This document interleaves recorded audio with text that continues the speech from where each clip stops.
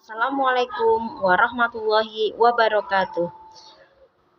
Bapak Ibu guru yang saya hormati dan rekan-rekan semua, perkenalkan nama saya Suparti, guru kelas 5 SDN 1 Merangka. Saya membuat video refleksi ini untuk melengkapi tugas topik kreativitas dan inovasi semangat guru yang kedua. Hal baru yang saya pelajari dari topik kreativitas dan inovasi ini, bahwa kreativitas itu adalah kemampuan untuk terus-menerus memunculkan ide-ide yang orisinil sehari-hari dalam berbagai situasi sehingga dapat memberikan manfaat bagi dirinya sendiri maupun bagi lingkungan sekitarnya.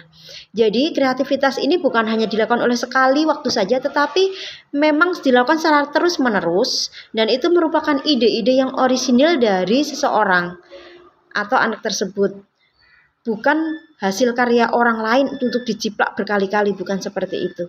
Dan tentunya hasil dari kreativitas ini akan bermanfaat bagi orang tersebut ataupun bagi lingkungan sekitarnya. Namun banyak sekali miskonsepsi yang kita temui, yang sering kali saya dapatkan gitu, saya anggap dan di lingkungan orang banyak. Nah, yang pertama itu adalah tentang anggapan kreativitas itu pernah atau sesekali versus terbiasa berpikir kreatif.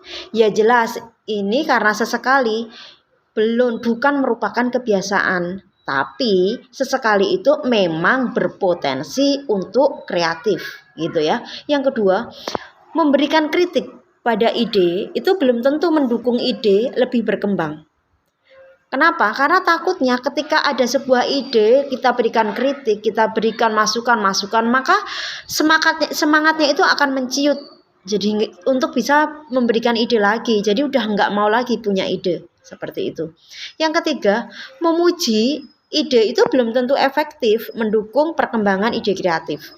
Karena selama ini ketika kita melihat anak punya ide, kita wah bagus sekali, tapi harus ini ya nak ya gitu. Sebagai guru kita memberikan umpan balik, tetapi sebenarnya itu bukan hal yang benar.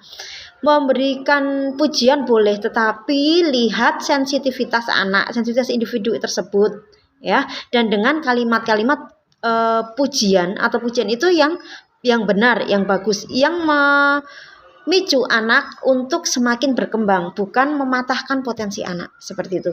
Dan yang keempat, kreativitas itu bisa dalam berbagai bentuk pemikiran. Jadi ini tidak selalu dalam hubungannya dengan karya seni. Karena selama ini banyak sekali yang beranggapan bahwa kreativitas itu senantiasa berhubungan dengan karya seni, gitu ya. Hubungannya dengan seni. Oh, pandai nih bikin karya seperti ini. Sebenarnya itu salah. Lalu bagaimana sih dengan miskonsepsi yang selama ini ada? Maka apa saja aspek kunci untuk melatih berpikir kebiasaan yang berpikir kreatif ini gitu ya. Yang pertama adalah jangan menghakimi. Terimalah ide awal itu walau terasa aneh dan lucu gitu. Apapun idenya, ketika itu muncul dari individu tersebut, ya kita terima. Walaupun dalam hati kita ngerasa kok lucu banget sih itu, kok itu sesuatu yang aneh gitu. Udah, terima saja gitu. Yang kedua, semua itu bisa capai tujuan. Jadi dengan kreativitas itu semua tujuan itu akan tercapai. Bagaimana itu caranya? Itu pasti akan bisa. Dan yang ketiga, tempel pada kebiasaan yang lama. Jadi kebiasaan baru itu akan mudah terbentuk jika dilakukannya pada saat kita melakukan kebiasaan-kebiasaan yang lama. Misalnya nih, kita berangkat pagi jam 6:30 berangkat, nanti pulang kerja jam 2. Nah, waktu longgar kita nih antara jam 2 sudah sholat zuhur sampai jam 12 setelah sholat zuhur sampai jam 2. Oh, berarti waktu itu agak longgar. Kita gunakan untuk melakukan hal-hal yang positif lainnya dengan ide-ide kreatif kita. Misalnya nih kita bikin PowerPoint yang nanti lebih menarik buat anak, bagaimana kita bisa berkembang. Nah, itu ide-ide itu kita tempelkan di kebiasaan-kebiasaan lama, itu nanti akan lebih mudah untuk dilakukan seperti itu. Kemudian bagaimana lembar aksi yang pertama itu membantu kita untuk meraih kreativitas? Iya, karena di lembar aksi pertama ini ada langkah-langkah bagaimana kreativitas anak itu bisa terbentuk. Nah, misalnya nih di situ kita menyiapkan peralatan, kita membayangkan seekor hewan, kemudian kita membuat bentuk geografis, misalnya persegi panjang atau segitiga. Oh, lalu kita dikolaborasikan menjadi dengan waktu yang singkat. Oh, dari bentuk segitiga atau segi empat itu kita bisa membentuk suatu hewan dari apa yang ada di angan-angan kita. Lah, itu merupakan ide-ide yang kreatif. Nah, otak kita dipaksa untuk seperti itu secara terus-menerus, maka itu akan mengembangkan kreativitas kita.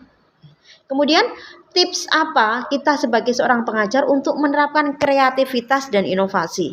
Nah, kita bisa mempraktekkan 4 hal yang bisa kita coba ya. Yang pertama, kita menggabungkan bentuk-bentuk yang tidak biasa. Misalnya nih, kita bikin gambar apa ya? Oh, segitiga, tapi di otak kita nih adanya gambar ayam. Ya udah, segitiga itu nanti dibentuk akan jadi seperti ayam, ditambah dengan aksesoris yang lainnya, tambah bulu belakangnya, tambah pengaitnya dan sebagainya.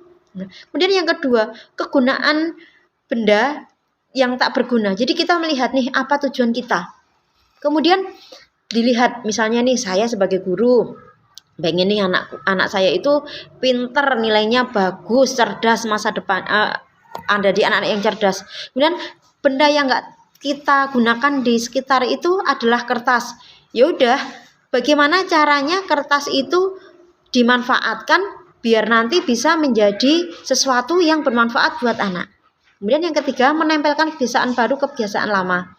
Anak yang terbiasa hanya membaca, mengerjakan soal pilihan ganda, nah kita bikin soal pilihan ganda, kemudian ditambah dengan soal-soal yang memacu kreativitas anak dengan isian dan sebagainya.